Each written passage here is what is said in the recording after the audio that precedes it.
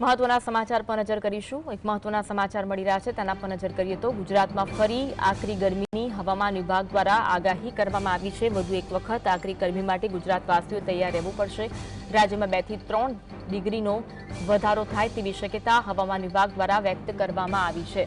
દરિયાઈ વિસ્તારોમાં ગરમ આ સાથે સાથે ભેજવાળું વાતાવરણ રહેશે તેવી પણ આગાહી હવામાન વિભાગે કરી છે।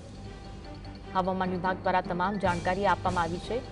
ગરમીમાં વધારો થશે તેવી શક્યતા હવામાન વિભાગે વ્યક્ત કરી છે। ફરી એક વખત ગુજરાતવાસીઓએ આકરી ગરમી સહન કરવા માટે તૈયાર રહેવું પડશે।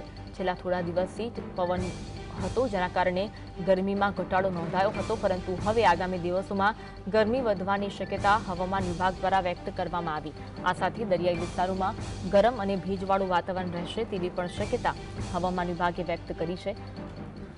તો આકરી ગરમી સહન કરવા માટે ગુજરાતવાસીઓએ તૈયાર રહેવું પડશે। ગુજરાતના અલગ અલગ શહેરો, અલગ અલગ વિસ્તારોમાં તાપમાન વધે તેવી શક્યતા હવામાન વિભાગ દ્વારા વ્યક્ત કરવામાં આવી છે।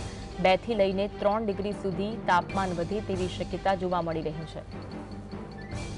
आने वाला अगले 3 दिन तक जो उच्चतम तापमान है इसमें 2 से 3 डिग्री सेंटीग्रेड का वृद्धि होने का संभावना है।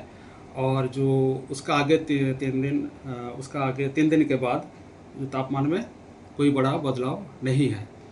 गुजरात का जो तटीय क्षेत्र है, जो दक्षिण गुजरात की तटीय क्षेत्र और सौराष्ट्र पश्चिम की जो तटीय क्षेत्र है, वो डे 2 से लेकर डे 4 मीन्स 22 अप्रैल से लेकर 24 अप्रैल तक गर्म और आर्द्र पवन के कारण अस्वास्थ्य स्थिति का संभावना रहने वाला है।